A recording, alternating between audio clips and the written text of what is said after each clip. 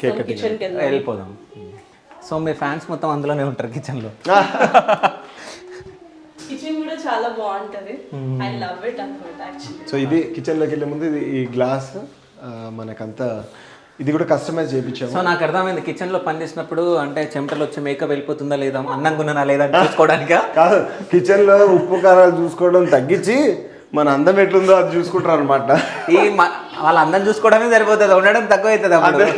అలా కాదు, మా డిజైనర్ ఇచ్చినప్పుడు నేను ఫిక్స్ అయ్యాను, యా దిస్ ఇస్ యూనిక్.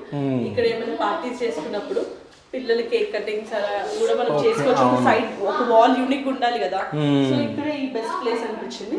ఇది వచ్చేసి డైనింగ్ టేబుల్ కి ఒక పార్ట్ అన్నమాట. కానీ చాలా ఇక్కడ అరేంజ్ చేయడం చాలా బాగుంది, ఎందుకంటే కిచెన్ లో వండుతున్నప్పుడు అంటే మన ఫ్యామిలీ మెంబర్స్ ఎవరైనా వచ్చి కూర్చొని మాట్లాడడం అది ఇది ఉంటుంది, చాలా బాగా అరేంజ్ చేసారు. ఇది ఈ ఏరియా కూడా కొంచెం మంచిగా ఉంది, ఎందుకంటే కిచెన్ లో ఉండి మనం దోశలు వేస్తే ఏదో తింటూ మాట్లాడుకుంటూ ఉంటాయి కదా, అదక్క ఇదక్క అదొద్దున ఏదొద్దున అని చెప్పేసి మాట్లాడుకోవడానికి ఇది కూడా మనం ఒక మంచి బ్రేక్ఫాస్ట్ నుంచి తెచ్చినవి ఏమన్నా ఛాలెంజ్ తెచ్చినా చూపిస్తా. చెప్పు అదే చెప్పాలనుకున్నా చెప్పు. అదే ఇది కూడా అంత మనకి మంచి బ్రేక్ఫాస్ట్ కౌంటర్, ఫేవరెట్ ప్లేస్ అన్నమాట.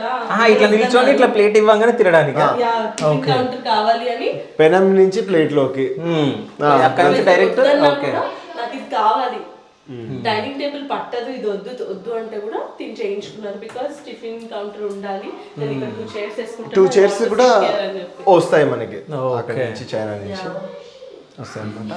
సో అంటే